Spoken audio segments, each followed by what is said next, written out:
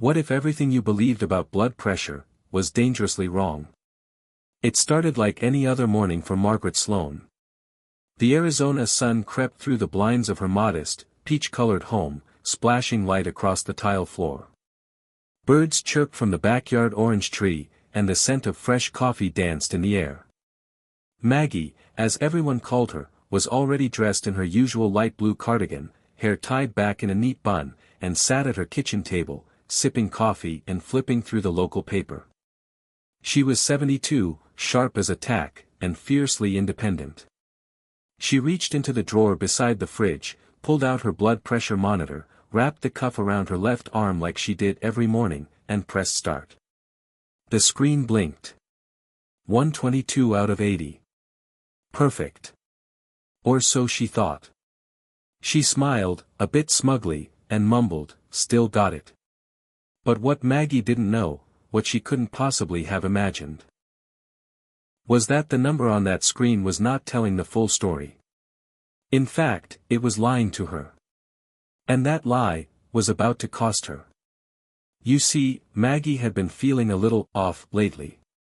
Not bad, exactly. Just tired. She chalked it up to getting older. Who doesn't forget things now and then? Who doesn't get dizzy when they stand up too fast? But that morning, as she reached for her toast, a sharp, jabbing pain pierced the back of her head. It wasn't a normal headache. It was the kind that made her pause. Her hand trembled slightly as she placed the toast back down. Her heart raced, not from fear, but from something deeper, physical. She brushed it off. "It's nothing," she muttered. "Maybe I didn't drink enough water." She stood up to refill her glass, and the world tilted. The kitchen spun around her like a carousel. The glass slipped from her hand and shattered on the floor. Maggie stumbled against the counter, blinking furiously. Her breathing quickened. Her knees gave way. Then, darkness.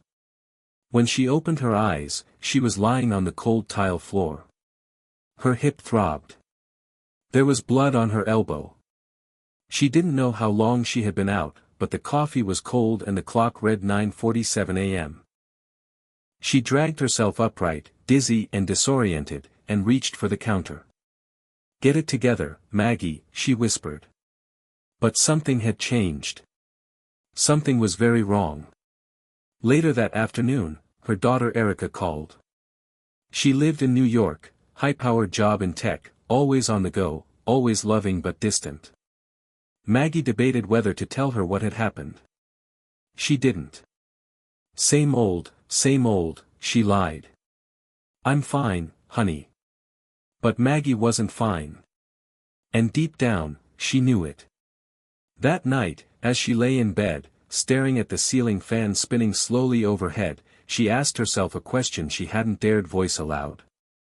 What if I'm not okay? What if I've been wrong this whole time? The next morning, she made an appointment with her primary care physician, Dr. Ellis. Not because she thought she needed it, but because something inside her, something primal, whispered that the lie her blood pressure monitor was telling, might just be deadly. At the clinic, Dr. Ellis, a calm and kind woman in her 50s with graying hair and an ever-patient voice, greeted Maggie like an old friend. "You look well, Maggie," she said. "What brings you in today?" Maggie hesitated. "I fainted yesterday. Just once. I think I was dehydrated, but..." Dr. Ellis's smile faded. "Let's take a look." They did a full workup, blood pressure, EKG, blood tests. The first red flag came fast. Her blood pressure reading in the office? 163/98. Maggie blinked. That can't be right. Mine at home said 122/80 just this morning. Dr. Ellis frowned. "What kind of monitor do you use?" Maggie shrugged. "One from Amazon. It was like $30. It had good reviews." Dr. Ellis gently shook her head. "Maggie, these inexpensive cuffs can be wildly inaccurate, especially as we age. Your readings might have been underestimating the real numbers all this time. A chill ran down Maggie's spine. But I've been fine. Until yesterday, Dr. Ellis said, serious now. You had what's likely a hypertensive episode. You were lucky. That evening, Maggie sat back in her kitchen chair, same place, same cup of tea, same monitor. She stared at the device on the table, its screen blank, waiting to be wrapped around her arm again. She didn't trust it anymore. How many mornings had she looked at its numbers and felt reassured? How many times had it lied to her face? She glanced at the crack on the floor where the glass had shattered, a reminder of what she couldn't afford to ignore anymore. And for the first time in years, she felt scared. How could one number, a blood pressure reading, turn into a death sentence? It wasn't just about numbers. It wasn't about getting older or being stubborn. It was about the mistakes no one talks about, the small decisions that stack up over time and turn into silent killers. And Maggie wasn't alone. There were millions like her. Seniors trusting faulty monitors. Skipping pills. Believing myths. Avoiding conversations. But Maggie? She was about to fight back. And her journey would uncover 7 deadly mistakes that were silently threatening millions of lives across the country. Hit subscribe and comment where you're watching from. This story might just spark a new beginning. What's one thing that always pushes you forward, even when things get tough? Margaret Sloan wasn't just a statistic. She was a woman with a full life behind her, a lifetime of love, loss, laughter, and pain. Anyone passing her on the street would see a sweet older lady with white hair pulled back in a bun, maybe a tote bag full of groceries, walking slowly but steady. But behind that calm smile was a past that shaped every step she took. Maggie grew up in Boulder, Colorado, the daughter of a nurse and a war veteran. She was tough, resilient, and stubborn from the start, traits she learned from her mother, who raised her solo after her father died of a heart attack when Maggie was just 10. His death was her first encounter with high blood pressure, though at the time, no one called it that. He worked too hard, they said. Stress got him. Even as a child, she remembered the silence after he collapsed on the kitchen floor. The way her mother clutched him, whispering his name. The smell of burnt toast. She never forgot that day. Maggie put herself through college, became a beloved high school English teacher, and met her husband Daniel Sloan during a teacher conference in Denver. He taught chemistry. She taught Shakespeare. They got married in 1979, bought a house in Tempe, Arizona, and had one daughter, Erica, a bright, headstrong girl who inherited her mother's wit and her father's curiosity. For 40 years, Maggie lived a good, quiet life. But behind closed doors, Daniel struggled. High blood pressure ran in his family. He avoided doctors. He skipped medications. And then one day, just like her father, he didn't wake up. He was 64. Maggie was 58. That morning, her world changed. After Daniel passed, Maggie sank into herself. She didn't cry much. She just became quiet. Erica was 24 then, working at a startup in New York, living fast and far away. She offered to come home, to stay with her mom for a while, but Maggie refused. "I'm fine," she said. Always those words. She told herself she had to stay strong. Daniel wouldn't want her to collapse. But grief has a way of settling into the body. And Maggie's grief became routine. Her days shrank. Her world got smaller. The teacher who once read poetry aloud to packed classrooms now spent afternoons knitting in silence, the TV humming in the background. It wasn't until she turned 65 that the doctor first mentioned her own blood pressure was creeping up. "It's normal with age," she was told. "Let's keep an eye on it." So she bought a home monitor. Started watching her salt. Took walks around the neighborhood. At first, it was empowering. She tracked her numbers. She felt in control. But eventually, the routine became passive. She stopped updating her logs. Skipped doses when she felt fine. And worst of all, she trusted that monitor like it was gospel. When Erica called every Sunday, Maggie would always say the same things. "I'm doing great. My blood pressure's perfect. Don't worry about me." What she didn't say. That she sometimes forgot if she'd taken her pills. That she had dizzy spells in the shower. That there were days she couldn't remember if she'd eaten lunch. Erica, ever the logical daughter, had tried over the years to talk her mother into getting help. Into moving closer. Into letting someone check in regularly. But Maggie always pushed back. "I'm not some frail old woman," she snapped once. "I don't need a babysitter." And Erica, still grieving her father in her own way, didn't push harder. Distance became easier than confrontation. Maggie wasn't in denial about her age. She knew she was getting older. She just believed that as long as the numbers looked okay, she was doing fine. Blood pressure was a number. Numbers were easy. It was the other stuff, the quiet sadness, the loneliness, the fear of losing her mind, that she couldn't face. After her collapse in the kitchen, something shifted. The pain in her hip was real. The bruises were real. But more than that, the silence afterward scared her. What if she hadn't woken up? What if no one had found her? She hadn't told a soul, not even Erica. Not yet. But inside, something cracked. And through that crack, a wave of vulnerability flooded in.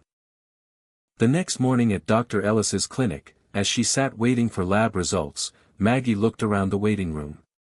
It was filled with others like her. Men and women with walkers, with oxygen tanks, with pill organizers, with tired eyes. She didn't feel like them. Not yet. But for the first time, she saw herself heading that way. When Dr. Ellis confirmed her blood pressure had been dangerously high, and likely for months, Maggie was stunned. "How?" she whispered. "Because you trusted the wrong tools," Dr. Ellis said gently. "And because no one told you what to look for." That evening, Maggie pulled out an old photo album. There, in black and white, was her father holding her at age 4. Her mother in a nurse's uniform. Daniel laughing on a beach. Erica in pigtails. For generations. For hearts. For stories shaped, and sometimes shattered, by blood pressure.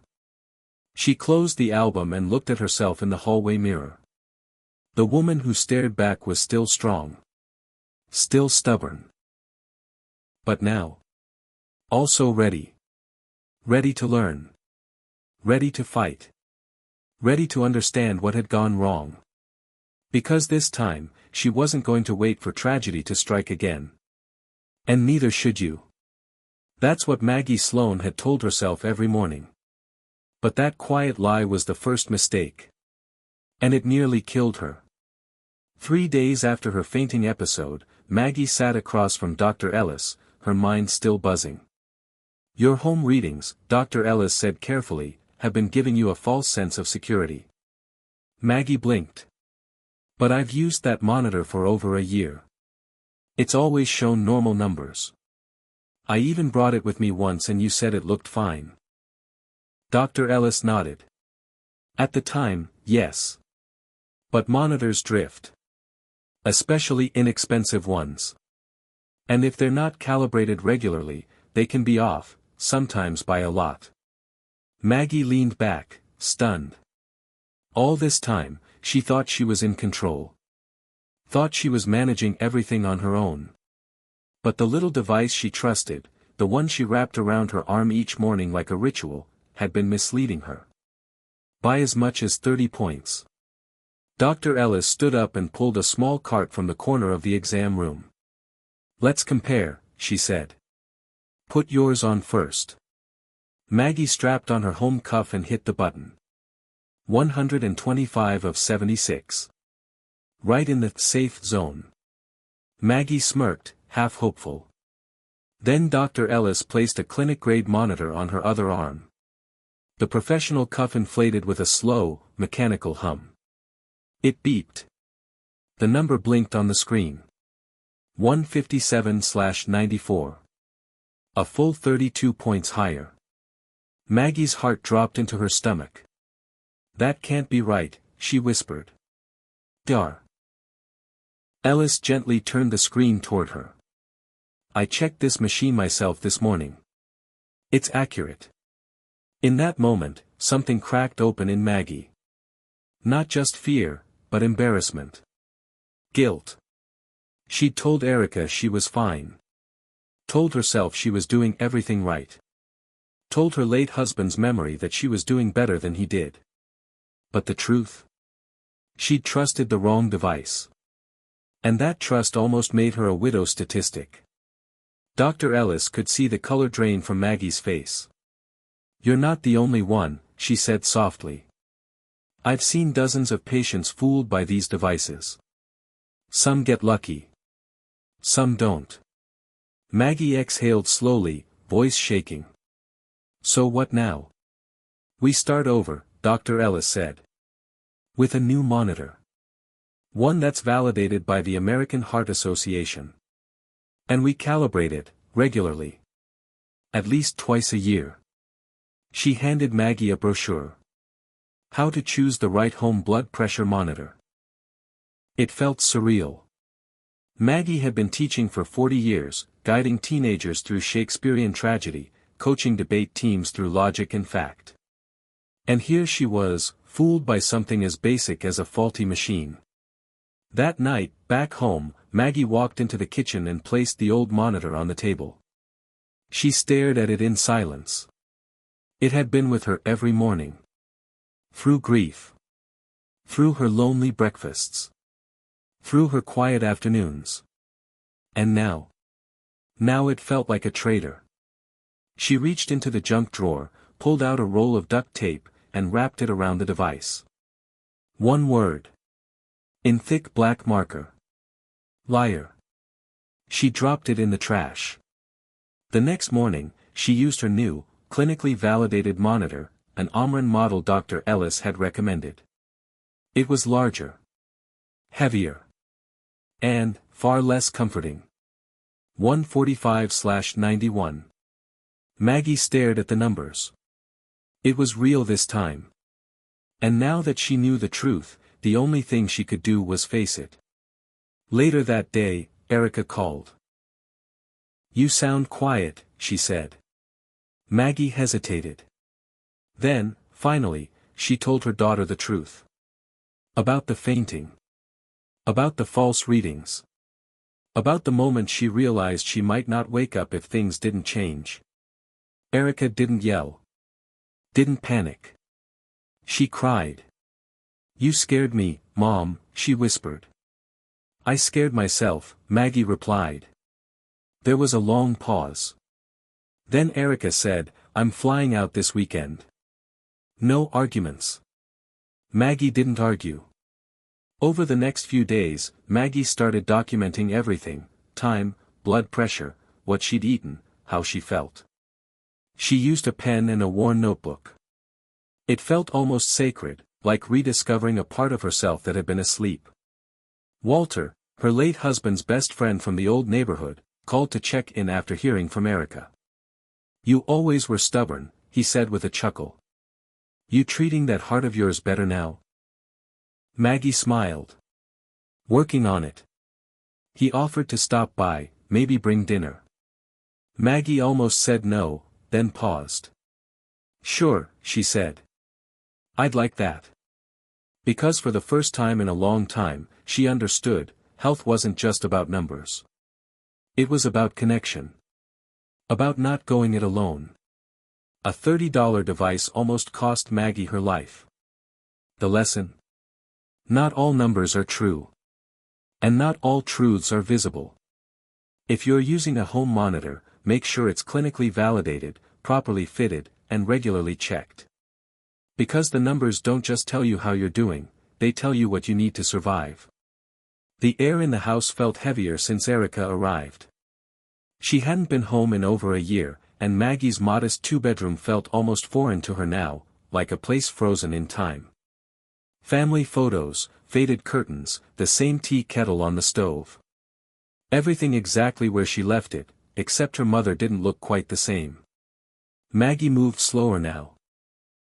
Her hands trembled a little when she reached for her mug. She still wore that warm smile, but behind it was something else, fatigue, maybe even fear. Erica noticed. On Saturday morning, Erica stood in the kitchen pouring coffee when she saw it, Maggie's new blood pressure journal, open on the counter. 7:30 a.m. BP, 149/90. Felt dizzy getting out of bed. Drank water. Sat for a few minutes. Below it, scribbled in her mother's careful handwriting. Didn't feel right. Heart pounding. Is this normal? Erica's chest tightened. This wasn't just about aging. This was serious. Her mom had been walking a tightrope, and nobody even knew she was up there. I'm coming with you to the follow-up, Erica said that afternoon. Maggie, seated on the porch with a lap blanket and her tea, didn't argue. I know I gave you a hard time about all this, she said, voice soft. But I think I was scared. Scared that if I admitted something was wrong, I'd lose all the independence I've worked so hard for. Erica sat down beside her, her voice thick with emotion. Mom. I'd rather help you now than lose you because you didn't want to ask. That landed like a punch to the gut, for both of them. Monday came. The drive to Dr. Ellis's office was quiet, the kind of quiet where every passing tree feels like it's carrying some unsaid thought. Dr. Ellis greeted them with a nod. It's good you're both here. We've got some test results to go over. She opened Maggie's file and looked at the screen. Your EKG showed some irregularities. Small ones, but ones we can't ignore. And your lab suggests your heart has been under stress for a while. Maggie's hands gripped the chair. Are you saying I had something? Not a heart attack, Dr. Ellis said quickly. But we call it a silent strain. Basically, your heart has been working harder than it should, probably for months. That dizziness, the collapse. Your body couldn't compensate anymore. Erica leaned in. So what happens now? We manage it aggressively. Adjust medication. Diet. Exercise. Monitoring.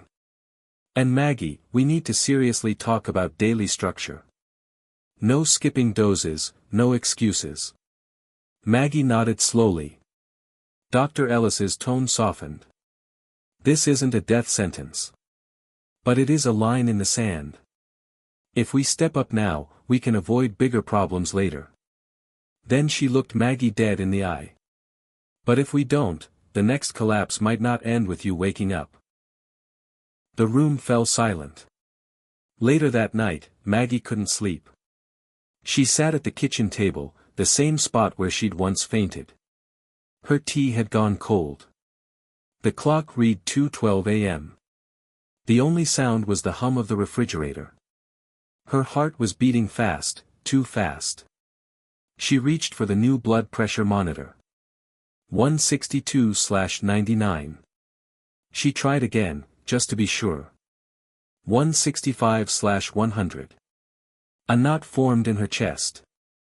She stood up, then suddenly felt her vision blur, her legs buckle, and the pounding in her chest rise like a war drum. She clutched the table, gasping. Panic surged. Erica, she croaked. Her daughter came running from the guest room. Mom. What's wrong? My chest, my head, Erica caught her just as Maggie collapsed into her arms. The paramedics arrived 5 minutes later. Maggie was conscious but pale, soaked in sweat. They ran vitals. Gave oxygen. Stabilized her. Erica rode in the front of the ambulance, her hands clenched in her lap. At the hospital, the doctors confirmed what Dr. Ellis had suspected. Maggie's heart had experienced a transient ischemic episode, mini-stroke, warning of worse things to come. Had she been alone? It could have been fatal. The next day, as Maggie lay in her hospital bed, Erica sat beside her, holding her hand. Neither said anything for a long time. Finally, Maggie broke the silence. I think I was hoping I could manage this on my own. Like I managed everything else. Erica gave a weak smile. Mom, you've been managing everything alone for too long. Maybe it's okay to, not. Maggie looked at the 4 in her arm, the heart monitor beside her, the hum of machines that had kept her alive that night. I think I'm ready to stop pretending. 1 in 4 seniors will experience a blood pressure-related emergency. For many, it doesn't look like a heart attack. It looks like dizziness, fatigue, or confusion. But the body whispers before it screams. And Maggie had heard the whisper, just in time. The beep of the heart monitor was rhythmic, almost hypnotic. Maggie lay in her hospital bed staring at the ceiling tiles. Erica sat nearby in a stiff chair, her laptop balanced on one knee, not really working. The hospital room was quiet, save for the occasional footsteps of nurses outside and the soft hiss of the oxygen machine beside her. Maggie was alive. That was the important part. But something still didn't add up. Back at Dr. Ellis's clinic, Maggie's blood pressure had been high. But during her emergency room visit, the readings were all over the place. Some normal, some sky-high. That inconsistency had the doctors puzzled. How long have your readings been this variable? One resident asked. Maggie frowned. They usually look fine at home. The high numbers always happen here. The doctor's face changed. Have you ever heard of white coat syndrome? Maggie squinted. Is that, when you're afraid of hospitals? Sort of, he said. It's when your blood pressure spikes only when you're around medical professionals. It's actually more common in older adults, and it can be misleading. Maggie blinked. So you're saying I'm not sick? No, he said carefully. You are sick. But if we're not tracking your blood pressure correctly, we might be treating the wrong thing, or missing the real issue. Later that day, Dr. Ellis came by to explain further. White coat syndrome isn't just about nerves, she said. In seniors, it can be a warning sign of hidden hypertension. Maggie raised an eyebrow. Hidden. Dr. Ellis nodded. You see, many people have high blood pressure only in stressful situations, like a doctor's office, but they think everything's fine at home. So they go untreated. But over time, those spikes add up. And the damage? It's real. She tapped Maggie's chart. I think that's been happening to you for years. Erica leaned forward. So, how do we know what's real? We get a 24-hour ambulatory monitor, Dr. Ellis said. You'll wear it for a full day, at home, while you're sleeping, eating, relaxing, even arguing with your daughter, she added with a wink. It records everything. No room for deception. No guessing. Maggie looked down at her hands, folded tightly in her lap. She hated being a patient. Hated being studied. But what scared her more than tests, was dying from something preventable. Okay, she whispered. Let's do it. 2 days later, Maggie walked out of the clinic wearing a thin monitor under her blouse. It buzzed every 30 minutes to take a new reading. Erica followed her around with a small notebook, writing down what Maggie was doing during each reading. 8 a.m. breakfast. Calm. 9:30 a.m. talking to Erica. Slightly annoyed. 10:45 a.m. watching news. Very annoyed. 1 p.m. nap. Resting. 3 p.m. checking bills. Heart pounding. By the end of the day, they had a full map of Maggie's blood pressure in real life. Not in a doctor's office. When the results came in, Dr. Ellis didn't sugarcoat it. Maggie, your blood pressure isn't just spiking at the clinic. It's peaking during stress at home too, like when you're managing bills or even watching TV. But the real danger? She paused. It's not dipping at night. Maggie looked confused. Isn't that good? Actually, no. At night, healthy blood pressure should drop. That's when your heart rests. Yours stays high, which tells me your body's stuck in a constant state of alert. She handed over the report. It showed red flags across the board. Peaks during activity. No recovery periods. This is what we call non-dipping hypertension, and in older adults, it increases risk of stroke, heart failure, even cognitive decline. Maggie swallowed hard. She thought she'd been doing okay. Turns out, she was running on borrowed time. Many seniors assume high readings in a clinic are just nerves. But what if those nerves are trying to warn you? More than 15% of seniors with normal home readings have masked hypertension, the kind that leads to silent damage. If your numbers are inconsistent, ask your doctor about 24-hour monitoring. Don't guess. Don't wait. That night, Erica and Maggie sat on the porch again. The desert air was cooler than usual. A rare breeze swept through the lemon tree in the backyard. You scared me, you know, Erica said softly. Maggie nodded. I scared me too. But I'm proud of you. You're facing it. Most people don't. Maggie smiled faintly. You get that from me, you know. The fighting spirit. Erica took her mother's hand. We're gonna figure this out. Together. Maggie squeezed back. For once, she said, I'm not going to argue. The pill organizer on Maggie's nightstand was nearly full. Not from being recently refilled, but from being barely touched.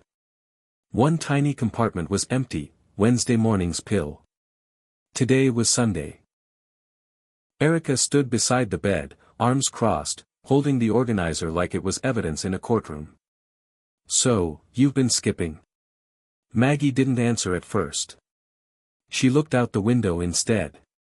I didn't mean to, she said finally, almost in a whisper. Erica raised an eyebrow. Didn't mean to. Mom, that's 4 days. I just didn't feel like I needed them, Maggie admitted. My numbers were looking okay at the time. I figured, why keep putting these chemicals in my body if I feel fine? Erica sat on the edge of the bed.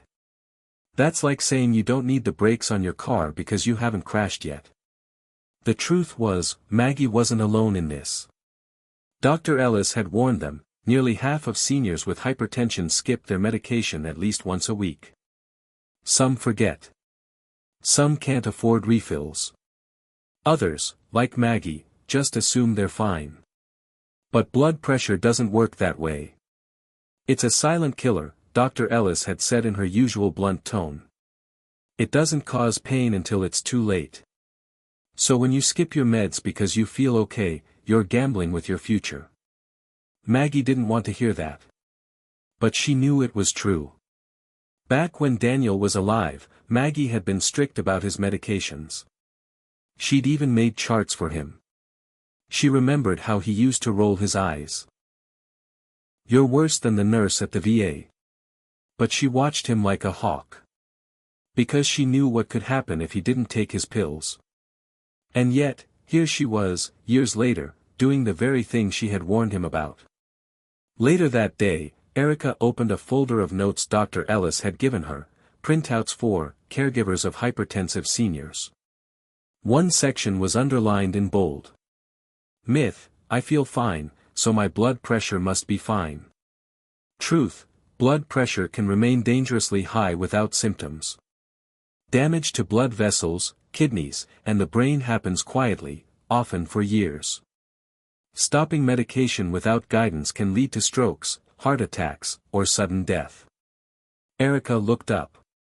Mom, you're not just taking these for today. You're taking them so we can still be doing this 10 years from now. Maggie sighed. I know. I just hate the thought of being chained to these little pills forever. You're not chained, Erica said gently. You're fighting back. That night, Maggie took her medication with a glass of water and a deep breath. Erica sat across the table, watching like a hawk. "I'm not 12, you know," Maggie said with a smirk. "No," Erica replied. 12-year-olds usually remember to take their medicine." They laughed. It felt good. And maybe, Maggie thought, having someone to nag you wasn't the worst thing in the world. The next day, they stopped by the pharmacy together. Maggie spoke with the pharmacist, a young woman named Tasha, who explained a new automatic refill program and offered a blister pack service that sorted her pills by day and time. It felt like overkill. But Maggie agreed.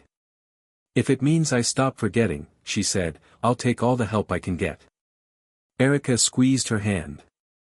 "That's the smartest thing I've heard you say in weeks. The absence of symptoms is not the absence of risk. Blood pressure medications only work if taken consistently. Stopping, just for a few days, can undo months of progress, and trigger deadly events. Don't gamble with your life. Stick to the routine. Ask for help managing it. And if side effects are the issue, talk to your doctor before quitting on your own." Back home, Maggie opened her new blister pack, popping the next dose with a surprising sense of pride. She thought of Daniel. Of how hard she fought to keep him on track. And now, she owed it to herself, and to Erica, to fight just as hard. Because sometimes strength didn't mean pushing through. Sometimes it meant slowing down and finally listening. Maggie's mornings had changed. Gone were the days of casually wrapping the cuff around her arm while waiting for the coffee to brew. Now, it was a routine, a discipline. She took her blood pressure at the same time every day. Sat in the same chair. Breathed the same 5 slow breaths before pressing the start button. She logged every result into her new spiral notebook, handwritten, because typing just didn't feel right. But something was off. Some days her blood pressure was 128/78. Other days, it spiked to 156/92, with no obvious reason. And then, 2 days later, it would drop again. It didn't make sense. One afternoon, Erica brought over her laptop and opened a spreadsheet. "You need a graph," she said, tapping her keyboard. "You can't just look at individual numbers. You have to see the trends." Maggie rolled her eyes. "I'm not some corporate analyst." "No," Erica smiled. "But your body has data. And it's been trying to tell you something." They entered 2 weeks' worth of numbers, morning and evening readings, side notes about meals, mood, even sleep quality. When the chart finally rendered, Maggie leaned forward. The pattern was obvious. High after salty meals. Low after morning walks. Spikes during poor sleep. Drops on days she meditated. It was like uncovering a secret map. "I thought my blood pressure was random," she said quietly. "Turns out, I'm the one pulling the strings." They showed the chart to Dr. Ellis during their next visit. "This is gold," the doctor said, scrolling through the spreadsheet. "Now I can make smarter medication adjustments. And you can avoid triggers you didn't even realize were affecting you." She pointed to a 3-day spike. "See this? This is after you skipped sleep and had fast food. Not a coincidence." Maggie nodded. "So this is what it means to really understand your health." "Exactly," Dr. Ellis said. "Too many patients focus on the number instead of the pattern. That's like trying to predict a storm by looking at the sky for 5 seconds. A single blood pressure reading tells you how you're doing right now. But tracking daily patterns tells you what's working, and what's hurting you." Seniors often make the mistake of reacting to bad days without seeing the full picture. Solutions. Use a journal, spreadsheet, or blood pressure tracking app. Log readings morning and evening, at the same time daily. Note mood, meals, activity, sleep, and medication adherence. Because your health doesn't just happen once. It happens every day. The next week, Maggie added something new to her routine, a red pen. When her numbers were in the danger zone, she circled them. Not to punish herself, but to see. To understand what her body was doing, and why. She noticed patterns she'd ignored for years. Blood pressure was lower after phone calls with friends. Higher after watching cable news too long. Best of all, a steady improvement since she'd started walking in the mornings again. These were the small wins nobody talked about. But they mattered. One night, after a particularly stressful day, Maggie sat down and looked at the red pen. The number was high, 156/89. But instead of panicking, she flipped back to a similar day from the week before. She saw how it went down the next day, after a calm morning and a long walk. For the first time in a while, she didn't feel scared. She felt informed. "I get it now," she told Erica. "It's not about being perfect every day. It's about seeing the long game. The rhythm." Erica smiled. "Exactly. You're learning your music." Maggie laughed. "I'm not sure it's a melody yet, but at least I'm finally hearing it. Blood pressure is like a tide, not always visible, but constantly in motion. And if you don't track its rhythm, you'll never see the waves coming until they crash." Maggie once believed medicine was magic. You take a pill. It fixes the problem. That's how it worked for headaches, infections, arthritis, even grief, sometimes. So when Dr. Ellis prescribed her lisinopril, Maggie thought, finally. I'm safe now. But after the ER visit, the 24-hour blood pressure monitor, and the terrifying collapse in her kitchen, she realized. The pill didn't fix everything. It just helped her stand still. If she wanted to move forward, she had to do more. You can't out-medicate a lifestyle, Dr. Ellis said bluntly at their next appointment. Maggie blinked. Excuse me. You heard me. Blood pressure meds are a tool. But without changes to diet, movement, and stress, they're like bailing water out of a sinking boat without plugging the leak. Maggie crossed her arms. So what do you want me to do? Run a marathon? No, Dr. Ellis smiled. Just walk around the block. Every day. And start reading food labels like they're contracts. That night, Maggie sat at the kitchen table with Erica. They looked over a printout Dr. Ellis had given them. Lifestyle fixes that work better than pills, sometimes. Erica read aloud. 30 minutes of walking daily can lower systolic BP by 5 to 8 millimeters of mercury. Cutting sodium can reduce BP by up to 6 millimeters of mercury. Eating potassium-rich foods, like bananas, sweet potatoes, spinach, can offset salt damage. Meditation and deep breathing lower resting heart rate and improve circulation. Limiting alcohol and quitting smoking, Maggie didn't smoke, but she did like wine, can drastically lower stroke risk. Basically, Maggie said dryly, if I move, breathe, and eat like I live at a yoga retreat, I might live longer. Erica smirked. Exactly. It started small. Maggie dug out her old sneakers from the back of her closet, the ones with the squishy soles and a coffee stain near the toe. She took her first walk the next morning, slow but steady, circling the cul-de-sac while Erica tracked her steps on an app. Only 1,200 steps, Erica said when they got back. It felt like 1,000 miles, Maggie wheezed. But the next day, she made it to 1,500. In the kitchen, Maggie threw out her salt shaker. It was symbolic at first, but powerful. Erica replaced it with a spice rack. Paprika, garlic powder, lemon pepper, turmeric. Maggie rolled her eyes at the hippie seasonings, but she had to admit, the food still tasted good. Sometimes better. They shopped together. Read sodium labels. Avoided processed foods. And when Maggie found a brand of low-sodium soup that didn't taste like cardboard, she nearly cried. This is what surviving tastes like, she said. I can live with that. But lifestyle changes weren't just about diet and steps. They were about control. Every walk, every choice at the grocery store, every moment Maggie paused to breathe, those weren't just habits. They were declarations. I'm still in charge of my body. I still matter. One morning, a month into her new routine, Maggie took her blood pressure after her walk. 123/78. She stared at the numbers, blinking. Then she took it again. 124/79.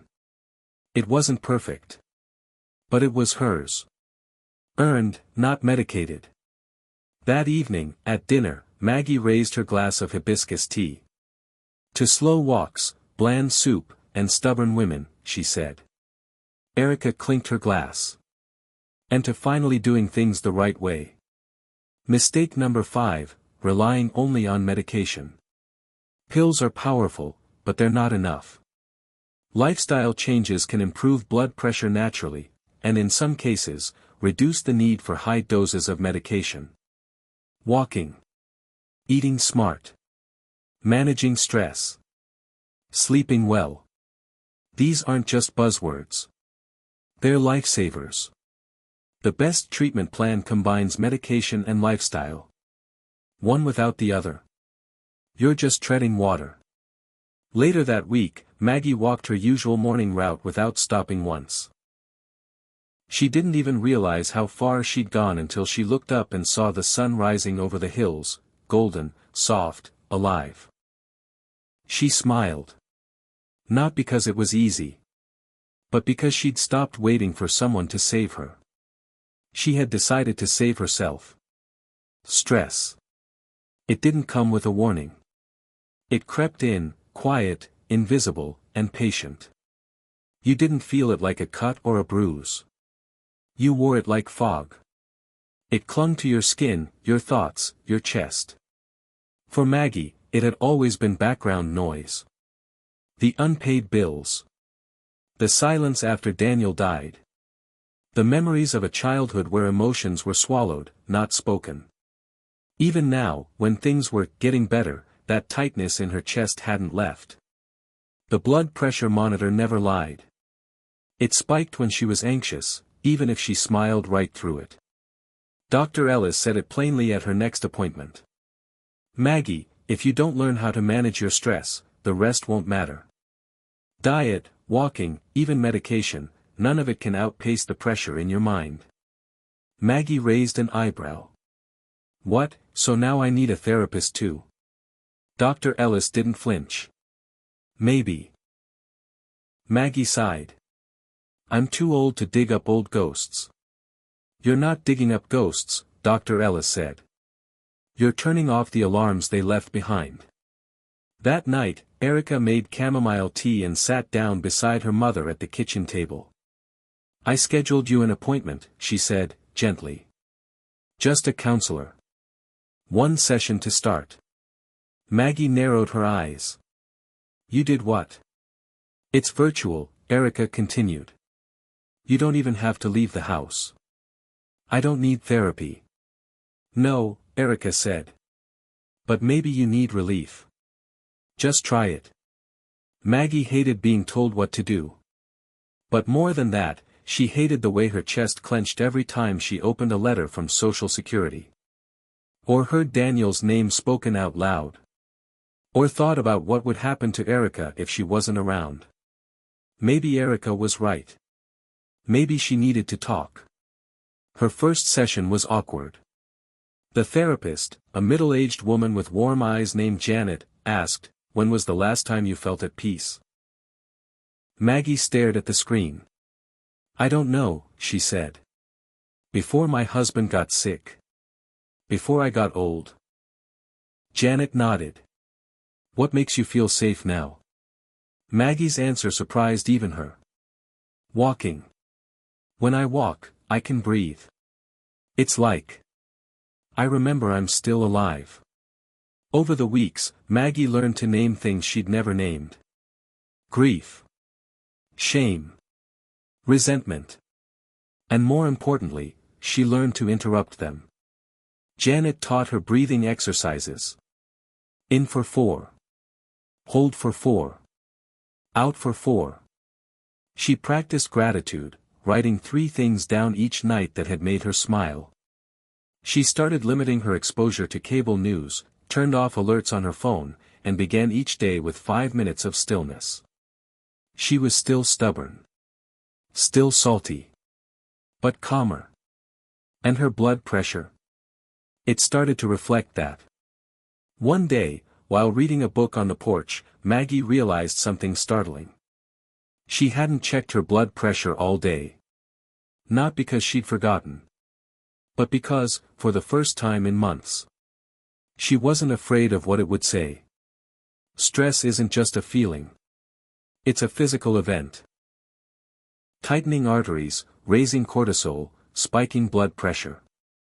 Chronic stress increases your risk of stroke, heart attack, aneurysms, insomnia, cognitive decline. Seniors often mistake stress for just part of life. But unchecked, it's just as dangerous as poor diet or smoking. Solutions: counseling or talk therapy, daily breathing exercises, meditation or prayer, walking, journaling, music. Because peace isn't just a luxury. For your heart, it's a necessity. That Sunday, Maggie called her sister in Nebraska. They hadn't spoken in over a year, too much history, too many unspoken wounds. They talked for an hour. Maggie laughed so hard she wheezed. She wiped tears from her cheeks. And when she hung up, her blood pressure, measured 5 minutes later, read 121/76. Take that, anxiety, she whispered. Hit subscribe and leave a comment with where you're watching from. This story might just spark a new beginning. What's one thing that always pushes you forward, even when things get tough? Maggie used to think strength meant doing it all by herself. She raised Erica on her own, after Daniel's death. She ran the house, worked full-time, made the decisions, everything. And when people congratulated her for being so independent, it felt like a badge of honor. I've got this. She wore that phrase like a shield. But in recent months, Maggie had learned something unexpected. Independence isn't always strength. Sometimes, it's just isolation. After the stress management breakthrough, Maggie noticed a shift in her daily life. She didn't just feel better physically. She felt less alone. It started with Erica's weekly check-ins. Then, there were the calls with her sister, the long talks over coffee with the neighbor, and, surprisingly, the evening chats with the local pharmacy clerk, who always asked about her blood pressure and reminded her to drink more water. It wasn't therapy or meditation. It was something else, something that hadn't occurred to Maggie before. Support. One morning, Dr. Ellis brought it up during their checkup. Maggie, he began, you're doing well. Your blood pressure's looking better, and I can tell you're taking the right steps with diet and exercise. Maggie smiled. Thank you. I'm really trying. But there's one more thing, Dr. Ellis continued, folding his arms across his chest. Support. You need a support system, a network of people who help keep you grounded. Alone, it's harder to make progress. Together, it's powerful. Maggie blinked, looking down at the floor. But I'm fine. I've got Erica, and I don't need anyone else. Dr. Ellis nodded thoughtfully. Family is important. But there's a difference between being supported and feeling supported. And that's what makes a difference in how we cope with stress, how we stick to new habits, and how we stay consistent in managing our health. Maggie had never really let anyone else in, not in any real way. She didn't want to feel like a burden. She didn't want to need anyone. But the more she thought about it, the more she realized that maybe needing people wasn't a sign of weakness. It was a sign of being human. That afternoon, Maggie picked up the phone and called her old friend, Martha. They hadn't spoken in over a year, not since Maggie moved to the suburbs. She had always told herself that it was easier this way.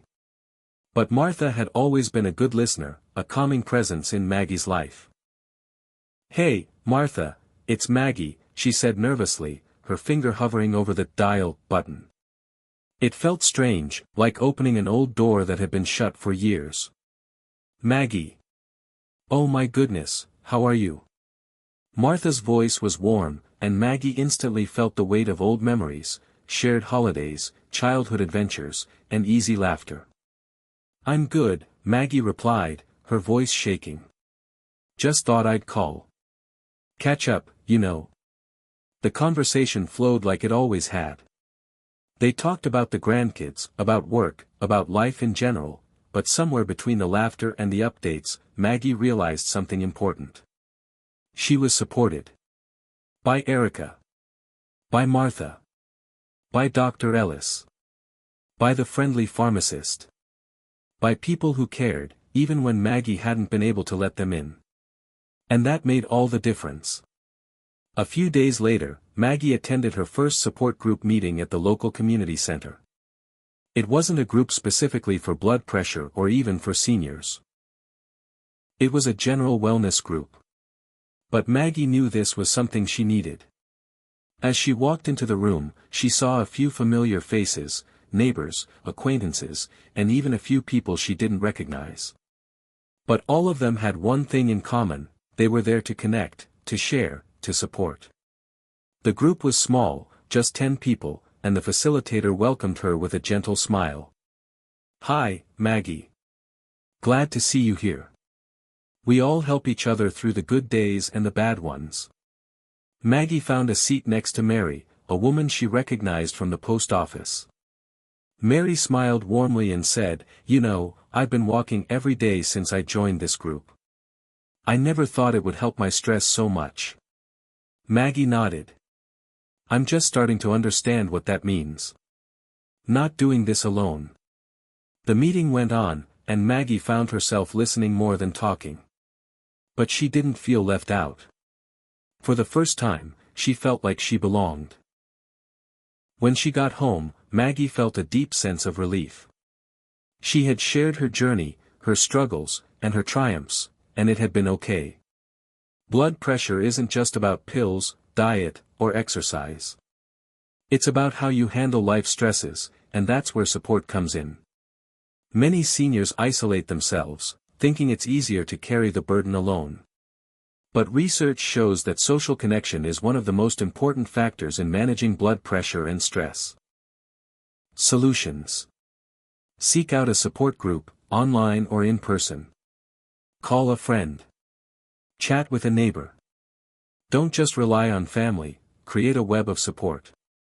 Because we weren't meant to do this alone. And sometimes, reaching out is the strongest thing you can do for your health. A few weeks later, Maggie attended another group meeting. This time, she was ready to share her story.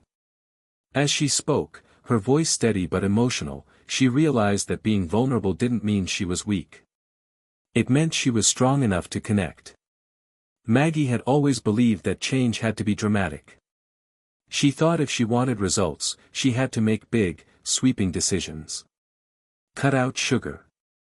Run every morning. Drop 20 pounds by the end of the month.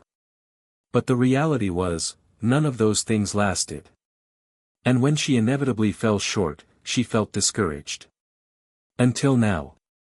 It had been 6 months since Maggie had taken her first step onto that long walk around the block. At first, it had been a chore. Now, it had become part of her routine. It wasn't always easy, but she did it. Every single day. No excuses. She could feel it in her body now. The slow but steady improvement in her stamina. The way her heart didn't race after walking up the stairs. The lightness in her step that wasn't there before. But the real transformation wasn't physical. It was in her mind. Maggie had learned that consistency, not perfection, was the key. That morning, Maggie woke up early. The sun was barely peeking through the blinds, and there was a slight chill in the air. Her phone buzzed with a reminder to track her steps for the day, but Maggie didn't need it. She'd already had her shoes on, laced up, ready to go. Erica was still asleep, wrapped in her blanket, and Maggie smiled at the sight of her daughter. It had been a while since she'd had this kind of peace, a peace that didn't come from waiting for something to change, but from actively choosing to make small, sustainable steps toward a better life. Maggie left the house, the cool morning air greeting her like an old friend. She didn't rush. No sprinting to make a certain time. Just a steady, peaceful pace.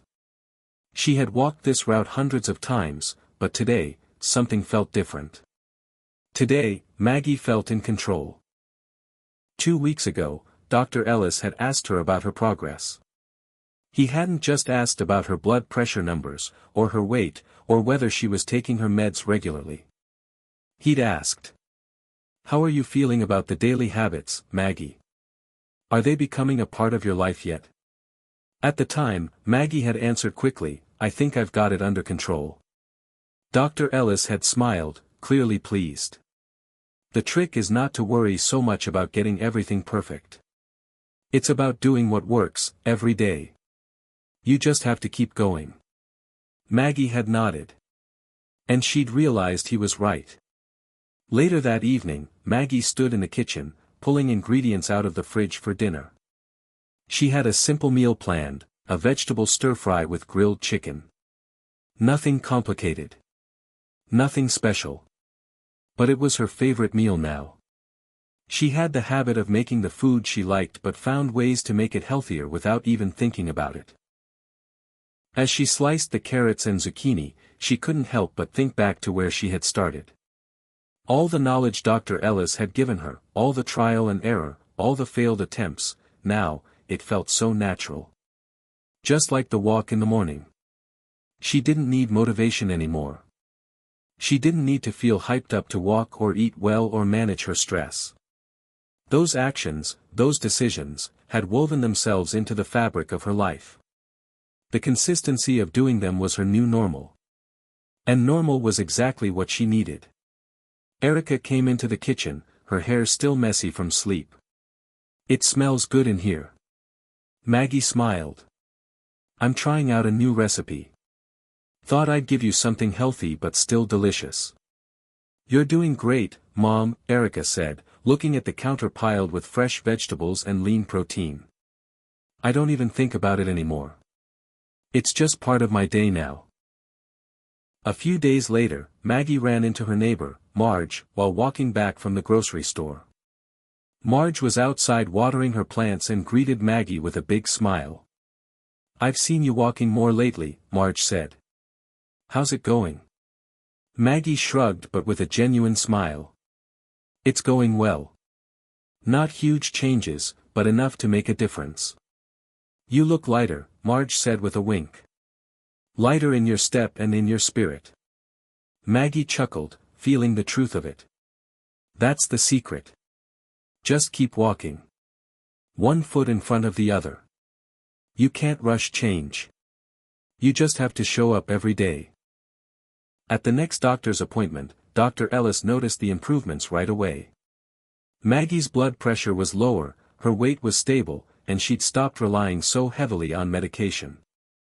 "Maggie, I'm proud of you," Dr. Ellis said, adjusting his glasses. "You've done something many people struggle with, you've made your changes stick." "But it wasn't about big, drastic moves, was it?" "Nope," Maggie replied with a grin.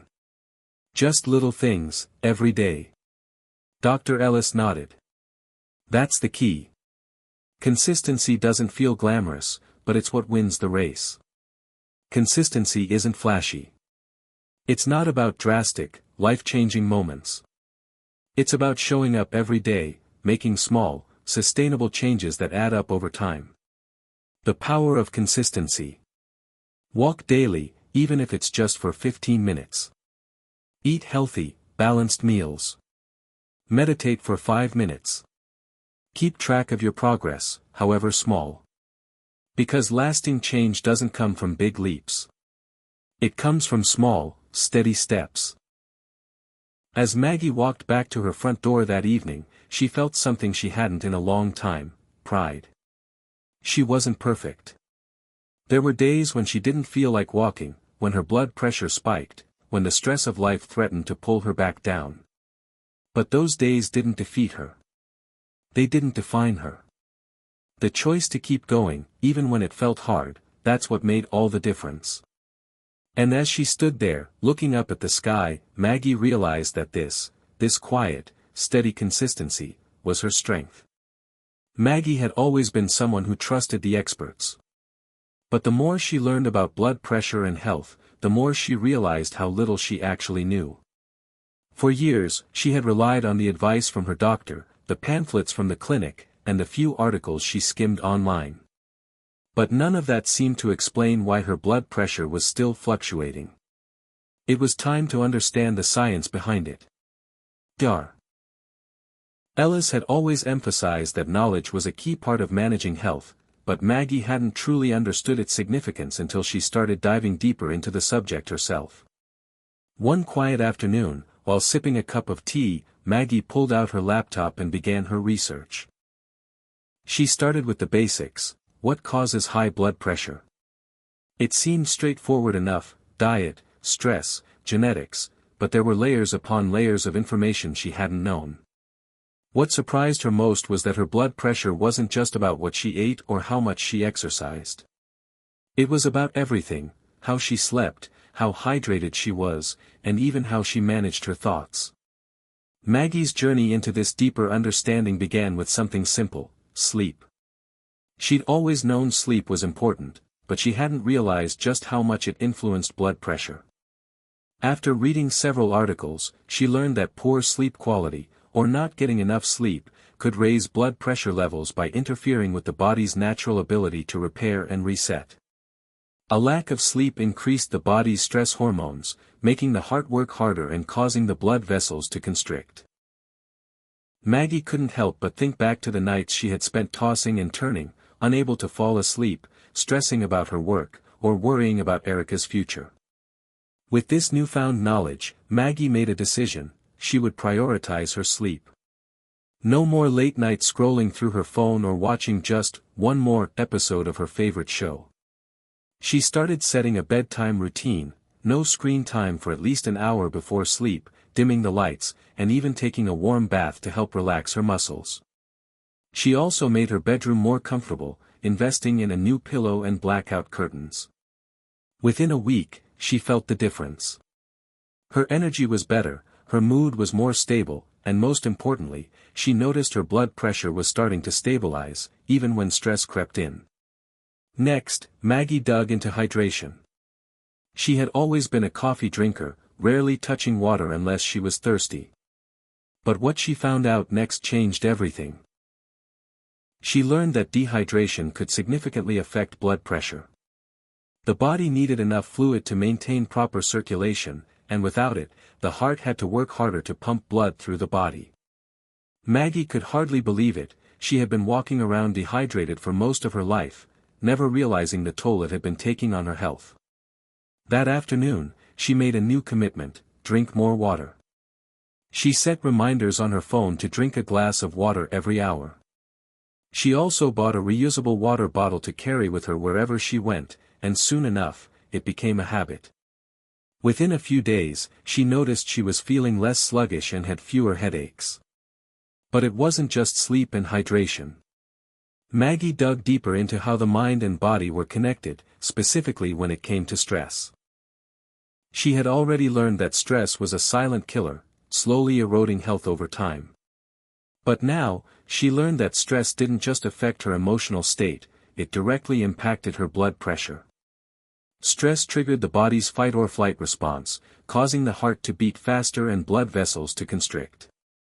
Maggie realized that it was the stress of constant worrying that had been silently pushing her blood pressure up over the years. Dr. Ellis had taught her relaxation techniques, but now Maggie saw them through a new lens. She understood that mindset played a huge role in keeping her body healthy.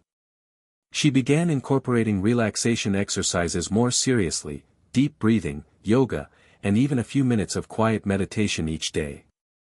The more she practiced these techniques, the easier it became to quiet her racing thoughts and lower her stress levels. One day, as Maggie was reading a new article about the effects of mindfulness on health, she came across a surprising statistic. People who practice mindfulness regularly can see a significant reduction in blood pressure, sometimes as much as 10 to 15 points. She felt inspired by this. It wasn't just about the food she ate or how much she walked. It was about how she felt, and how she could control that. Mindfulness wasn't just a buzzword, it was a tool that Maggie could use to reduce the harmful effects of stress and regulate her blood pressure. As she sat at her kitchen table that evening, she reflected on everything she had learned. Knowledge had empowered her. It had given her the tools to take control of her health, not just in terms of diet and exercise, but in how she approached her daily life. The next time she visited Dr. Ellis, she was eager to share her findings. Dr. Ellis, Maggie said, sitting across from him in his office, I've been learning a lot about sleep, hydration, and mindfulness. I feel like I'm finally understanding how everything fits together. Dr. Ellis smiled and nodded. I'm glad to hear that. The more you understand about your body, the better equipped you are to take care of it. You're doing a great job. High blood pressure is more than just a number. It's the result of many factors working together: your sleep, hydration, stress levels, and even your mindset. What you can do. Prioritize sleep. Quality sleep repairs the body and reduces stress. Hydrate regularly. Even mild dehydration can raise blood pressure. Practice mindfulness and stress reduction techniques to calm the body and mind. Because the more you understand your body, the better you can take care of it. As Maggie walked home after her checkup, she couldn't help but feel proud. She had changed. She wasn't just a passive participant in her health anymore. She was the one in control. And that control gave her confidence, a new sense of strength. Maggie knew she wasn't perfect, but she also knew she was doing everything she could to improve her life. She was learning.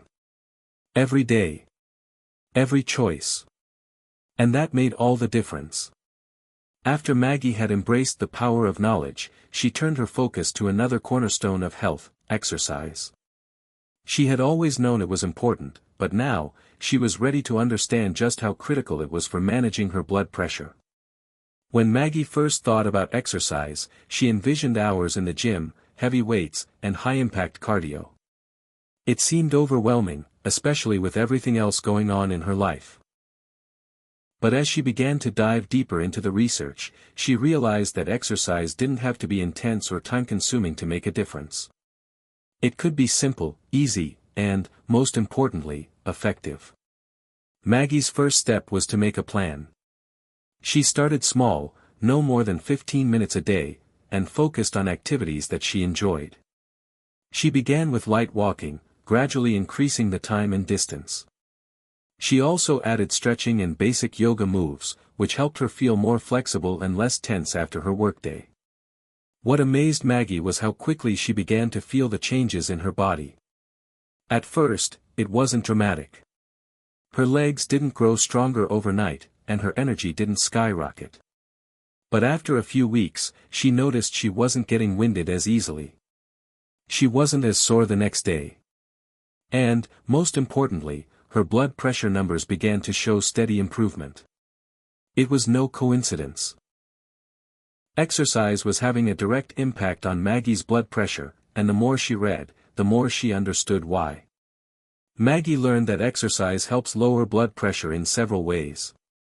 1. Strengthening the heart. When the heart becomes stronger, it pumps more efficiently, which reduces the force required to pump blood through the arteries, ultimately lowering blood pressure.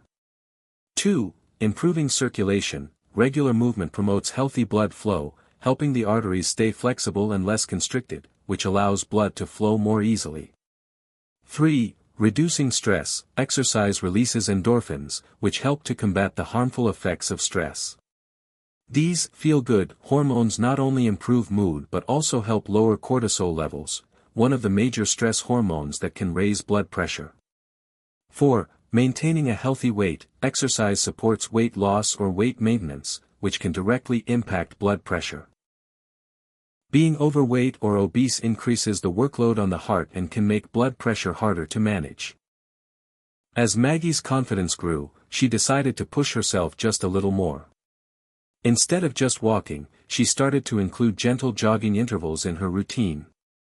It wasn't long before she was taking longer walks in the evening, jogging for short bursts, and doing 30 minutes of yoga after dinner. Every week, she felt herself growing stronger, more energized, and more connected to her body. The morning fatigue that used to weigh her down was disappearing. Her clothes fit better, and, most importantly, her blood pressure readings kept improving. One day, Maggie decided to take a bold step. She signed up for a 5K charity walk in her community. It wasn't about winning. It wasn't even about speed. It was about testing her progress and challenging herself to go beyond what she thought she could do.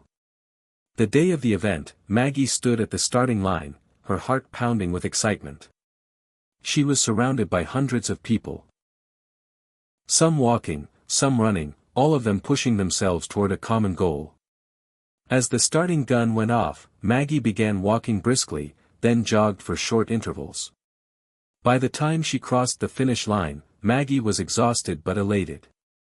She had done it. She had pushed herself farther than she had ever thought possible, and it felt incredible. It wasn't just about physical strength. It was about mental strength, too. The event reminded Maggie that every step she took, whether it was in the gym, on the track, or in her day-to-day life, was a step toward better health, not just for her body but for her mind. The next day, Maggie couldn't wait to tell Dr. Ellis about her achievement. His smile when she recounted her experience told her everything she needed to know. "You've done it, Maggie. You've proven to yourself that you're capable of so much more than you realized. Exercise isn't just about the numbers, it's about the empowerment that comes with it." Maggie smiled, knowing he was right. "I never realized how much of it is mental. I thought it was all about pushing my body hard. But now I see it's about consistency, setting realistic goals, and most importantly, enjoying the process. Exercise doesn't have to be intense or extreme to be effective. Whether it's a brisk walk, a short jog, or a stretch session, regular exercise can lower blood pressure and improve overall health. Exercise can help you strengthen your heart and improve circulation. Release endorphins to combat stress. Maintain a healthy weight. Improve your mood and overall energy. It's not about perfection, it's about progress. The next few months were a blur of improvement. Maggie's morning walks became longer, her yoga sessions more powerful, and her sense of vitality skyrocketed.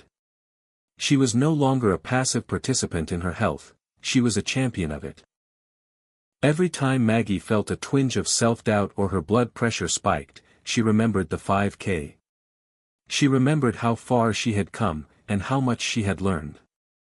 Exercise wasn't just a prescription, it was her personal revolution. Maggie had learned a lot about the science behind blood pressure, sleep, hydration, exercise, and even the importance of understanding the medical side of things. But there was still one piece of the puzzle she hadn't fully explored, the mind-body connection. For years, Maggie had been a doer. She focused on tasks, on making things happen, on pushing through whatever life threw at her.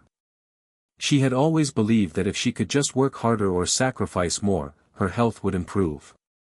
But the deeper Maggie got into her research, the more she realized something that had eluded her for so long: her mind and emotions played just as big a role in her health as her actions. Maggie's busy life had been full of stress. Between her responsibilities at work, her role as a mother to Erica, and her efforts to take care of herself, she rarely took a moment to stop and think about how she was feeling. Her anxiety had always been there, lurking in the background. The constant worry about Erica's future, the pressure at work to meet deadlines, and the overwhelming fear of making a mistake. It wasn't until Maggie learned about the direct connection between stress and blood pressure that she truly began to understand the toll it was taking on her body. When Maggie stressed, her body released cortisol, the stress hormone, which caused her heart rate to increase and her blood vessels to constrict. Over time, this chronic stress could lead to sustained high blood pressure. Maggie had always felt like she needed stress to stay productive, but now, she could see how it was silently damaging her health. The breakthrough came one evening when Maggie was reading a book about mindfulness. The author talked about how stress could be reframed as a tool for growth instead of something that had to be feared. Maggie felt a shift in her thinking. What if she could change how she responded to stress? Instead of seeing stress as a force that would always hold her back, Maggie began to experiment with different ways to manage her emotional response. She started to practice mindfulness meditation every morning for 10 minutes. It wasn't easy at first, her mind was constantly racing with worries, but slowly, she began to feel the difference. Through mindfulness, Maggie learned how to pause and observe her emotions without letting them control her. She became more aware of when stress was creeping in, and she started to notice patterns. Sometimes, stress came from her to-do list piling up, other times, it was triggered by her fears for Erica's future. The key was not letting the stress take over her body.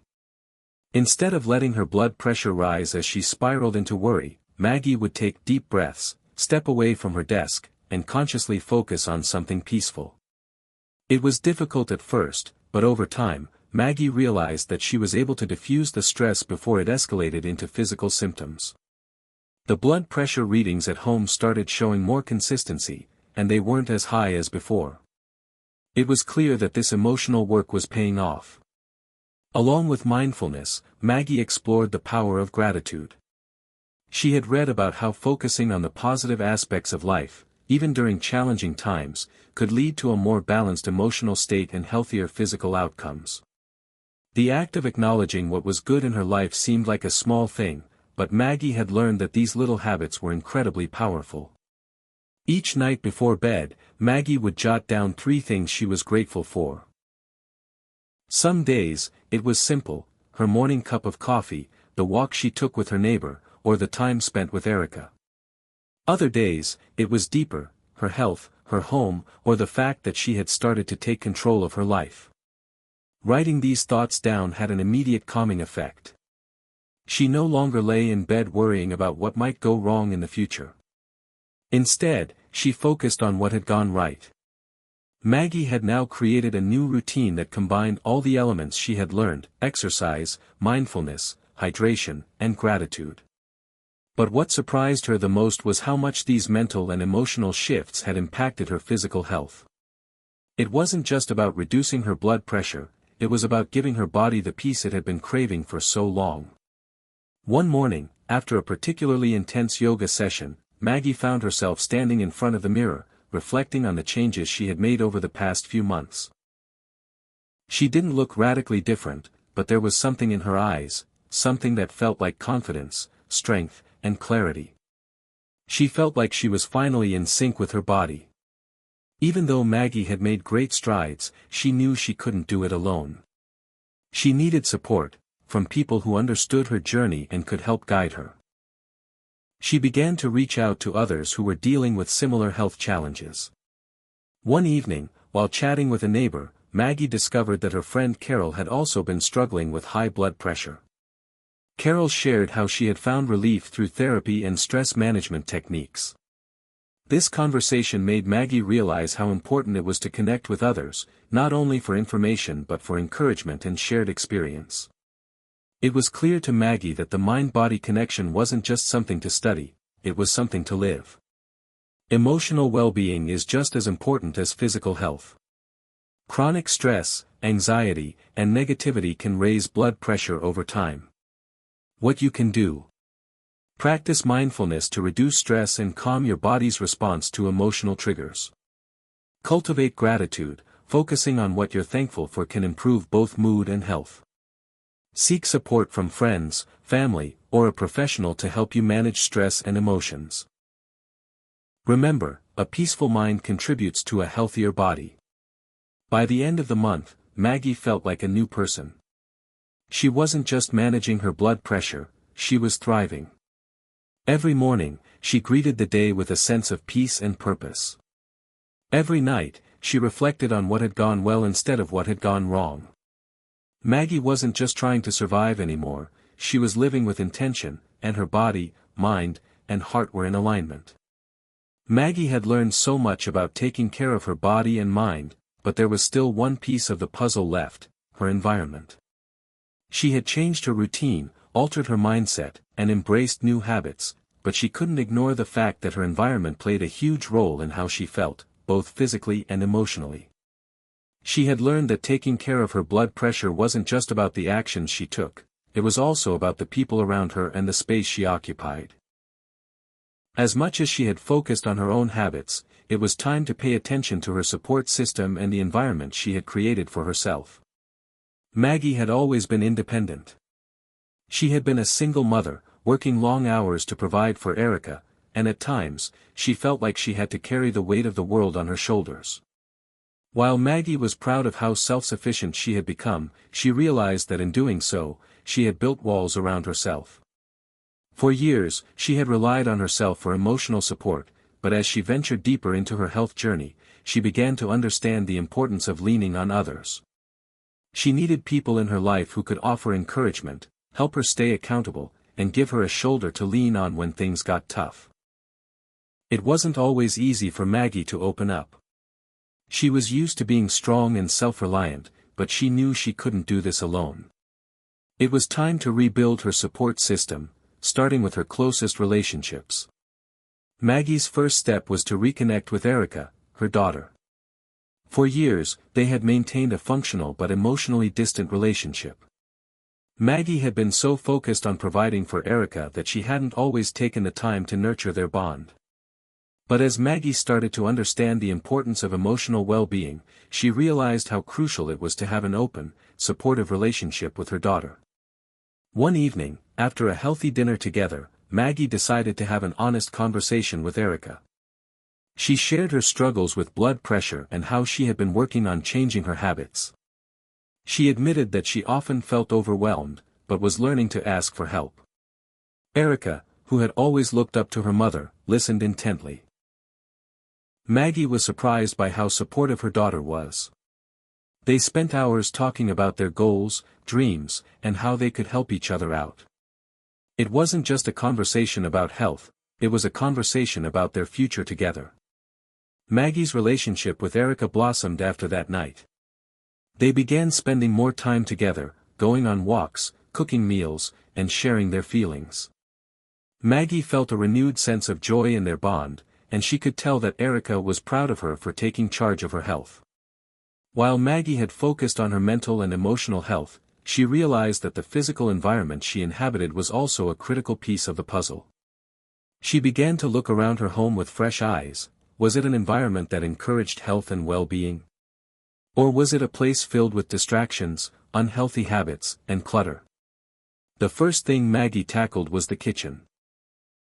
She knew she needed to make healthier food choices, but her old habits had led her to stock the pantry with processed snacks and fast food options.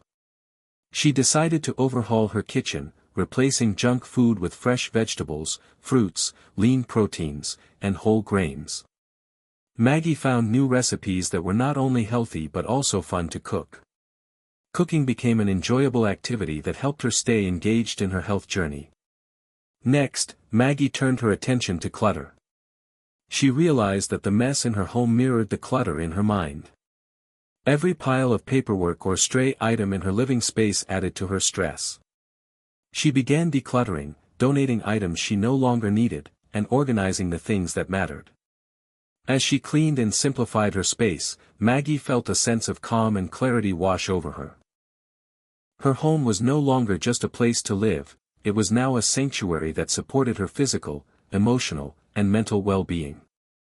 Maggie also learned the importance of setting boundaries in her relationships, especially at work. As a high-powered professional, she often felt like she had to say yes to every request and take on every project. This created an overwhelming schedule that added to her stress and negatively impacted her blood pressure. After reading about the importance of setting healthy boundaries, Maggie decided to take action. She started saying no to tasks that didn't align with her values or goals. She learned how to prioritize her time and ask for help when necessary. At first, it was uncomfortable to say no, but over time, she realized that protecting her energy was essential to her health. Maggie also had an open conversation with her boss, explaining how managing her workload and stress levels was vital to maintaining her health. Surprisingly, her boss was supportive and understood.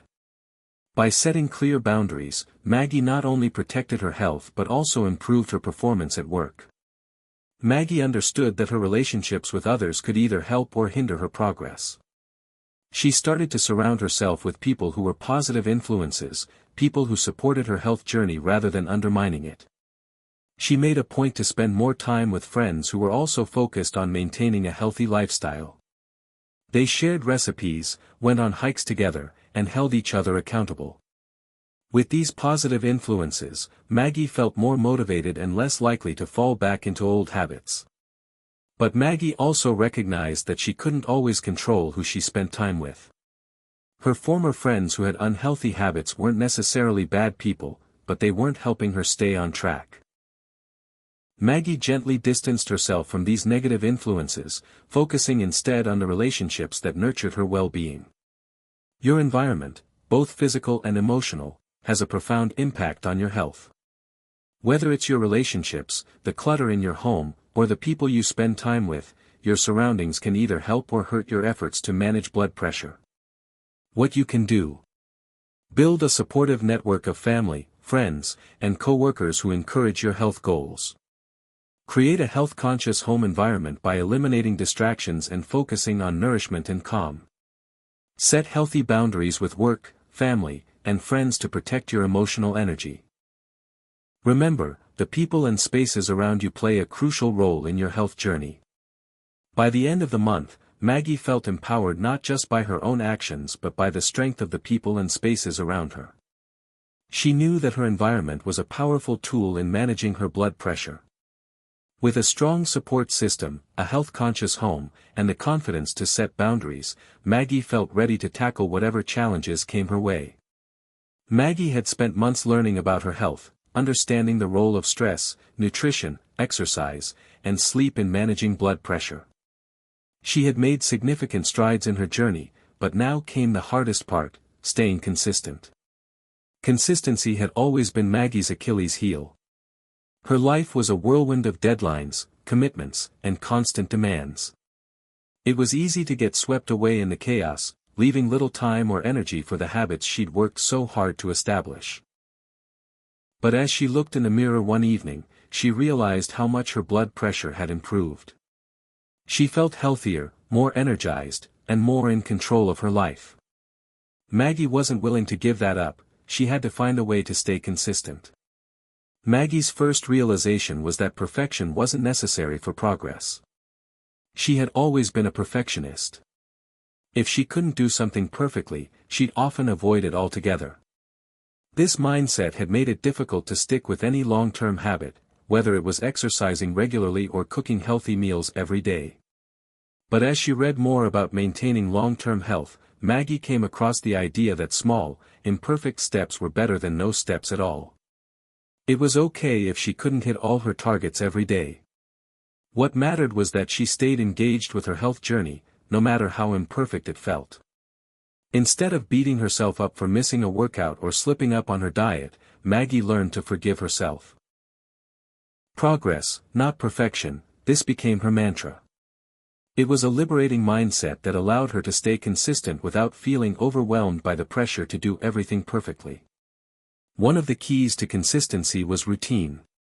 Maggie realized that if she didn't build her health habits into her daily schedule, they would get pushed aside for other, seemingly more urgent tasks.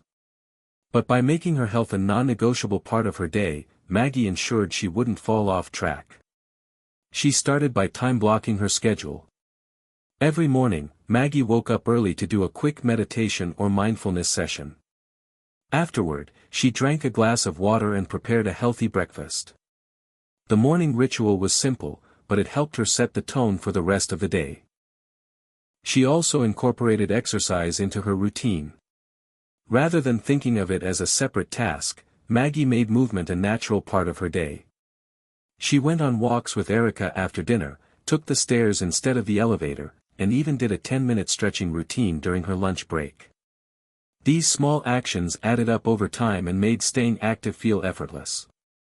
To maintain consistency, Maggie found that tracking her progress was key.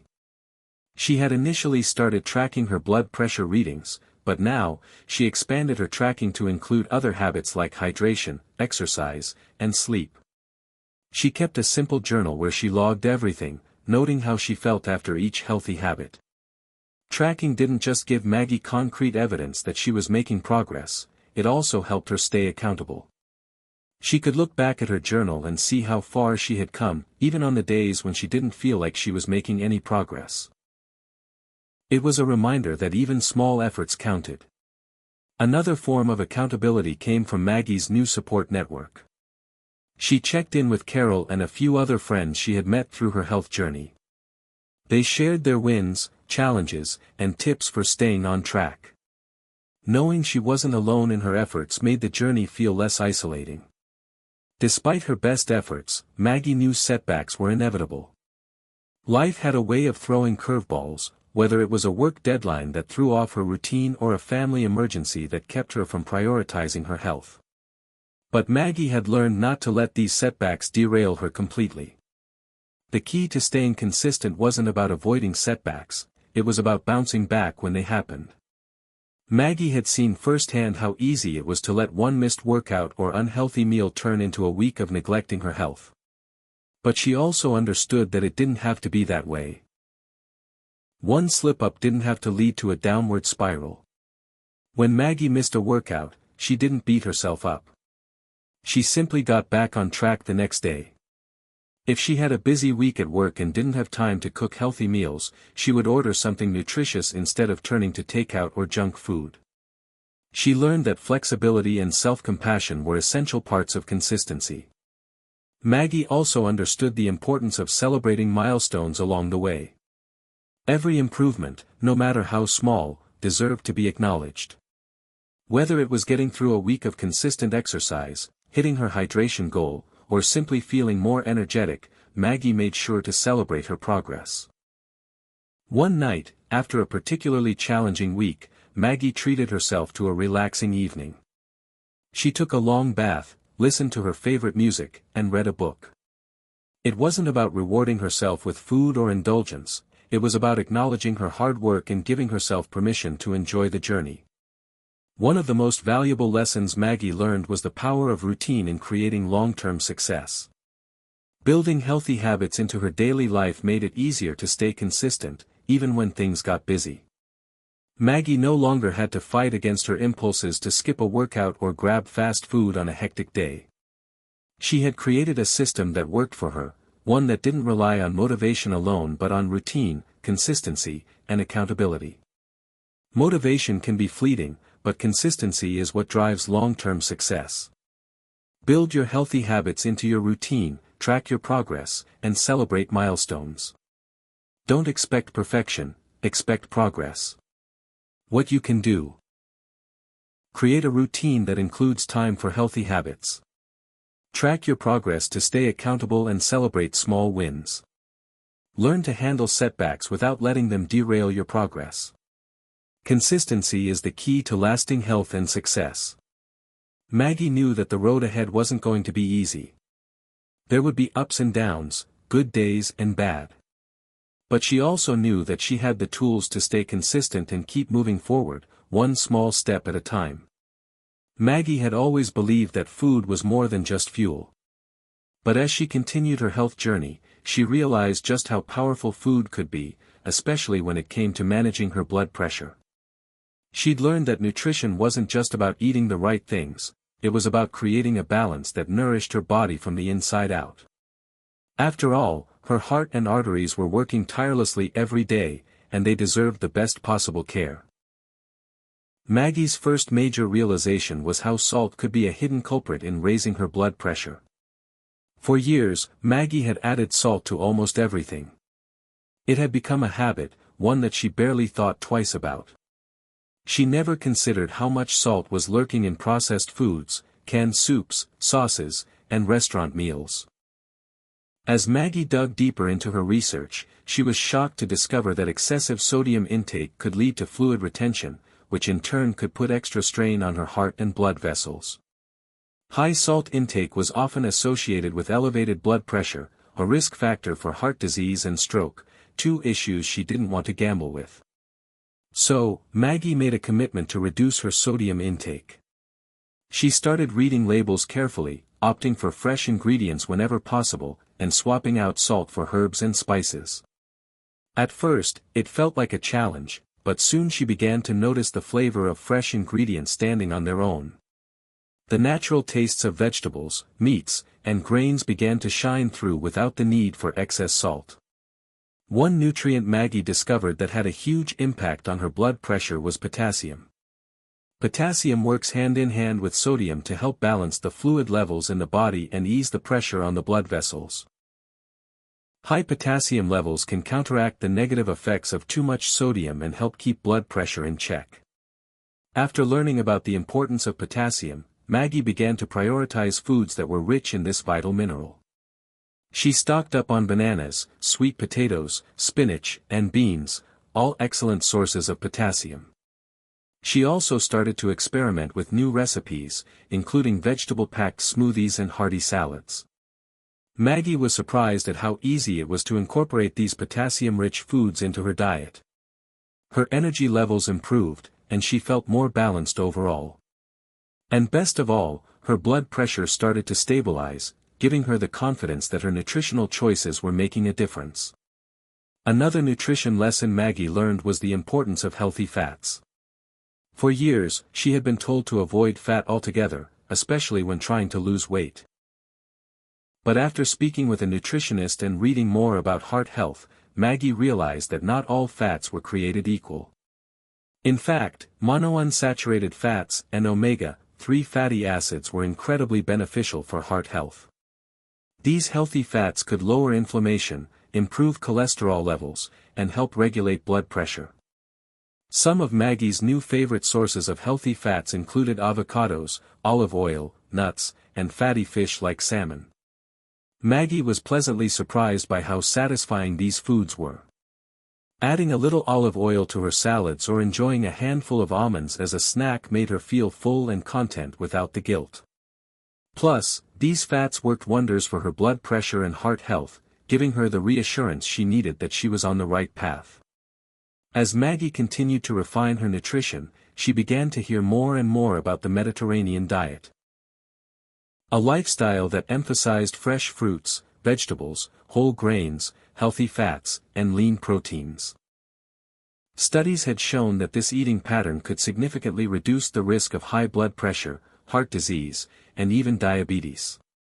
Intrigued, Maggie decided to try incorporating more Mediterranean-inspired meals into her diet. She began cooking dishes with olive oil, tomatoes, garlic, fish, and whole grains like quinoa and farro. She found that Mediterranean meals were not only delicious but also incredibly satisfying and full of variety. One of her favorite meals became a simple Mediterranean grain bowl filled with quinoa, roasted vegetables, grilled chicken, and a drizzle of olive oil and lemon juice. These meals weren't just good for her body, they also made her feel more connected to her roots, enjoying the wholesome, nourishing food that had been central to so many cultures for centuries. In Maggie's quest to understand how nutrition could impact her blood pressure, she realized that hydration was just as important as food. Dehydration could cause blood pressure to rise, leading to an increased strain on the heart. Maggie had always been guilty of forgetting to drink enough water, especially when her days got busy. She knew that staying hydrated was important, but she hadn't truly grasped the significance of optimal hydration until she began paying attention to her fluid intake. She started carrying a reusable water bottle everywhere she went, making sure she drank water regularly throughout the day. Maggie also added a few hydrating foods, like cucumbers and watermelon, to her meals and snacks. She felt more energized, and her skin began to look healthier. Best of all, her blood pressure readings were starting to stabilize. While Maggie was committed to eating more nutritious foods, she also understood the importance of balance. It was unrealistic to cut out all of her favorite foods entirely, and she didn't want to deprive herself of the things that made life enjoyable. Instead, Maggie adopted the philosophy of moderation. She still enjoyed the occasional piece of chocolate, a slice of pizza with her friends, or a glass of wine with dinner. But she learned to practice mindfulness when it came to indulgent foods. Maggie made sure that her healthy choices were the foundation of her meals, and she didn't feel guilty for enjoying an occasional treat. This approach made her feel free, not restricted, and it allowed her to maintain a sustainable, enjoyable lifestyle. Maggie had made the critical mistake of underestimating the role nutrition played in blood pressure management. She had thought of food as something secondary to exercise or medication. But what she ate, and how much she ate, was just as important as any pill or workout. What you can do. Reduce sodium intake by choosing fresh, whole foods and avoiding processed foods with added salt. Boost potassium by adding more fruits, vegetables, and legumes to your diet. Incorporate healthy fats from sources like olive oil, nuts, and fatty fish. Stay hydrated by drinking plenty of water and eating hydrating foods like cucumbers and watermelon. Enjoy foods in moderation, create a balanced diet that allows room for occasional indulgences without feeling guilty. Maggie had learned that food wasn't just something to enjoy, it was a tool for health. Every meal was an opportunity to nourish her body and support her blood pressure. As she embraced these nutrition changes, Maggie felt more in control of her health than ever before. Maggie had always known that stress was a part of life. But she hadn't fully understood just how much chronic stress could affect her health, especially her blood pressure. For years, Maggie had pushed herself, juggling work, family responsibilities, and her health journey. The constant pressures had taken a toll on her body and mind, but she hadn't realized just how connected stress was to her blood pressure issues until recently. Maggie had always considered herself a hard worker. She prided herself on meeting deadlines, taking care of everyone around her, and striving for perfection in everything she did. But as she learned more about managing her blood pressure, Maggie discovered that chronic stress could be a significant contributor to high blood pressure. When the body experiences stress, it goes into fight or flight mode, releasing stress hormones like adrenaline and cortisol. These hormones cause the heart to beat faster and blood vessels to constrict, which can temporarily raise blood pressure. Over time, if the stress is ongoing, these responses can become detrimental to the heart and blood vessels, leading to long-term high blood pressure. Maggie started to connect the dots. There were many times she had felt her blood pressure spike during stressful situations, deadlines at work, arguments with family members, or the anxiety that came with balancing so many tasks. While she had always dealt with these stressors in the past, Maggie now understood that it wasn't just the immediate pressure that caused harm, it was the cumulative effect of stress over time. Maggie decided that something needed to change. She could no longer afford to let stress control her. She needed to find a way to manage her stress, not just cope with it. She began exploring mindfulness techniques, particularly meditation, to see if they could help lower her blood pressure and improve her overall well-being. Mindfulness was all about staying present in the moment, focusing on the here and now, and letting go of worries about the future or regrets from the past. For Maggie, it was a completely new way of thinking. She had always been a planner, constantly looking ahead and stressing over things that were beyond her control. But mindfulness helped her step back and realize that what truly mattered was the present moment. Maggie began setting aside just 10 minutes each morning to practice meditation. She found a quiet corner of her home, sat in a comfortable position, and focused on her breath. At first, it was hard to quiet her mind. Thoughts would rush in, tasks she needed to complete, conversations she'd had, and the worries of the day. But gradually, with practice, Maggie learned to let go of those thoughts and return to the sensation of her breath moving in and out. The more she meditated, the calmer she felt. Over time, Maggie began to notice a significant reduction in her stress levels. And when her stress levels dropped, her blood pressure followed suit. Meditation helped her stay grounded, even during moments of tension or uncertainty. In addition to meditation, Maggie also incorporated deep breathing exercises into her daily routine. She had heard that diaphragmatic breathing, or belly breathing, could help activate the body's relaxation response and counteract the physical effects of stress. To practice this technique, Maggie would sit or lie down in a comfortable position and place her hands on her belly. She would then take a slow, deep breath in through her nose, letting her belly rise as she filled her lungs with air. After holding her breath for a few seconds, she would exhale slowly through her mouth, allowing her belly to fall. At first, Maggie didn't notice a huge change. But after a few weeks of consistent practice, she realized that her body felt more relaxed overall. The tension that had built up in her shoulders and neck seemed to ease, and she felt less reactive to stress. The deep breathing also helped to bring her focus back to the present moment, away from the constant mental chatter that had often made her anxious. Another powerful tool in Maggie's stress management toolkit was physical activity. She had always known that exercise was important for her health, but now she saw it as much more than just a way to stay fit. Regular exercise was an essential stress buster. Whenever Maggie felt overwhelmed or stressed, she would go for a walk. Walking allowed her to clear her mind, focus on her surroundings, and get her body moving. Whether it was a brisk walk through the neighborhood or a peaceful stroll in the park, Maggie always returned feeling calmer and more centered. She also started incorporating yoga into her weekly routine. Yoga wasn't just about flexibility, it was about breathing, movement, and mindfulness. Each session was an opportunity to calm her mind, stretch her body, and release built-up tension. Over time, Maggie noticed that yoga not only improved her flexibility but also made her feel more balanced emotionally and mentally. Maggie had always known the importance of social connections, but she hadn't fully understood how critical they were for stress management. She realized that sharing her struggles with close friends or family members helped to ease her stress load. Emotional support from others made her feel less isolated and more connected. She started opening up to her friend Carol more frequently, talking about the stresses she was experiencing and seeking advice or simply a listening ear. Even the act of having someone listen to her troubles felt like a huge weight had been lifted off her shoulders. Maggie was no longer carrying the burden of stress alone. She also started reaching out to support groups for seniors who were managing their health, joining discussions about stress management, nutrition, and self-care. These connections helped her feel part of a larger community, and she found strength in knowing others were on the same journey. Maggie's biggest mistake had been underestimating the role of stress in her blood pressure struggles. She had focused on diet and exercise, but stress had been lurking in the background, silently sabotaging her health.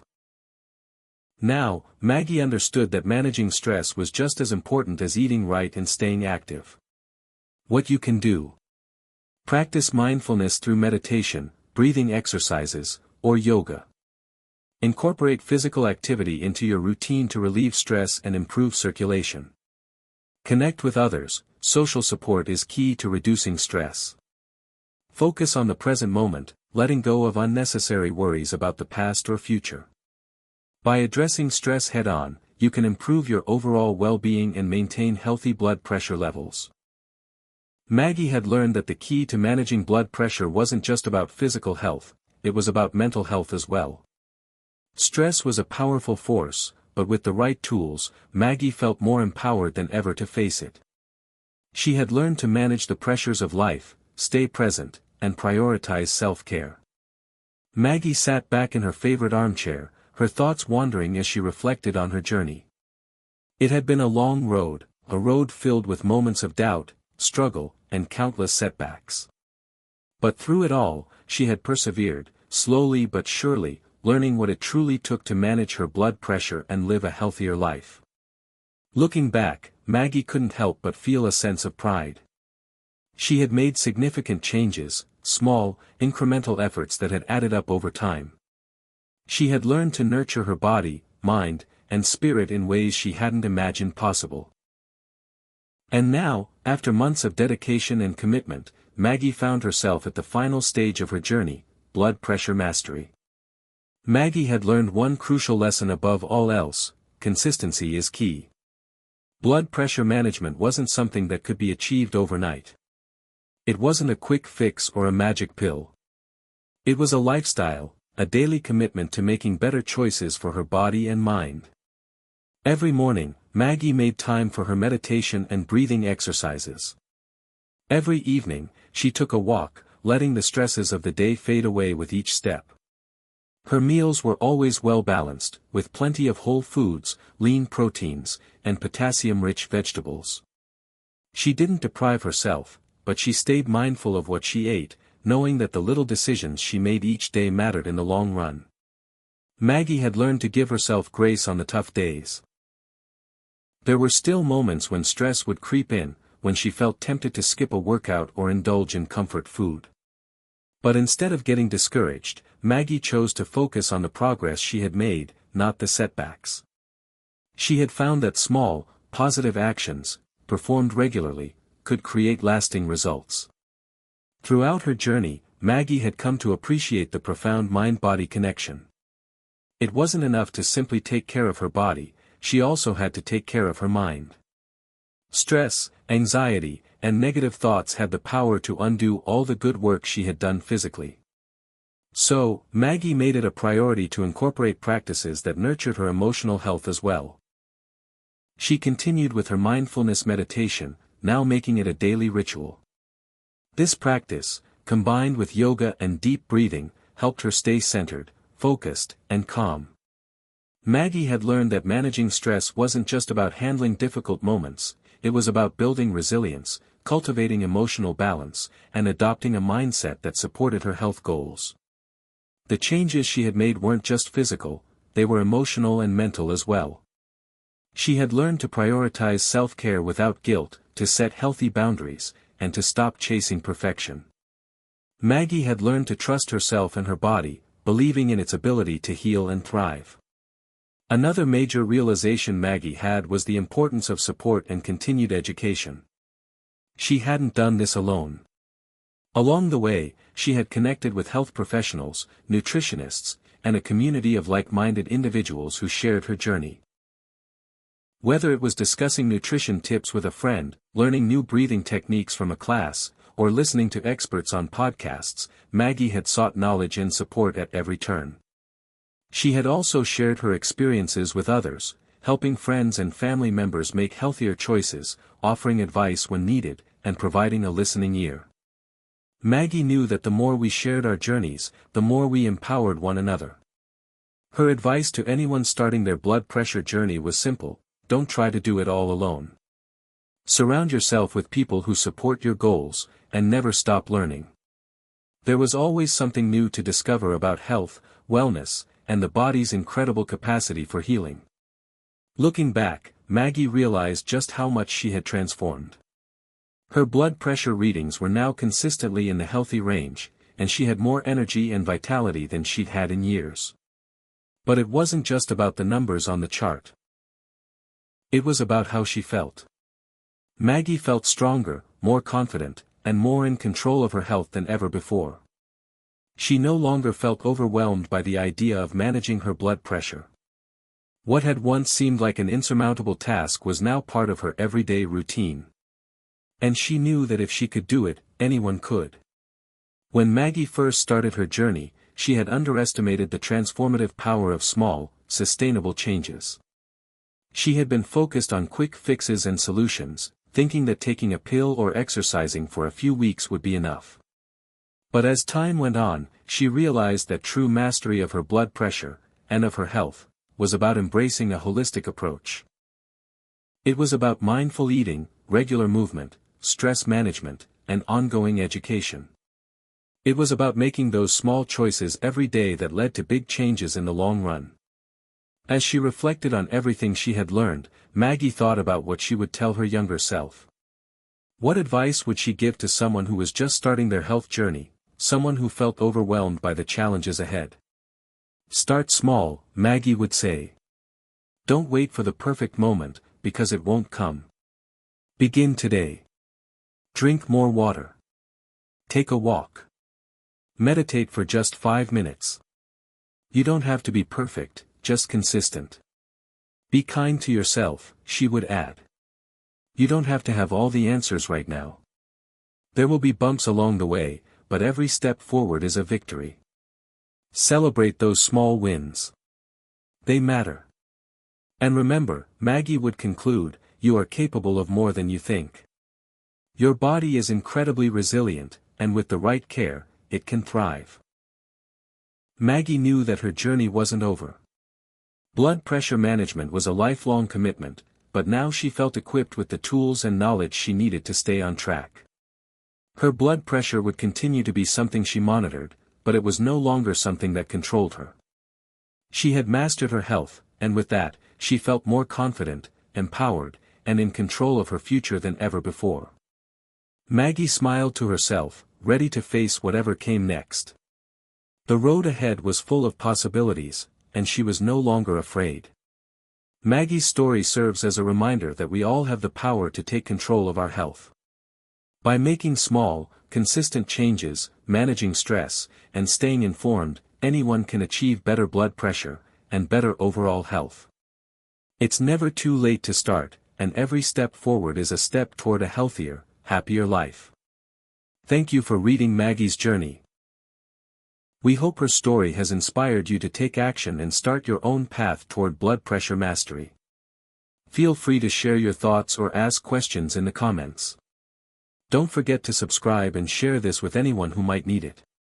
Hit subscribe and leave a comment with where you're watching from. This story might just spark a new beginning. What's one thing that always pushes you forward, even when things get tough?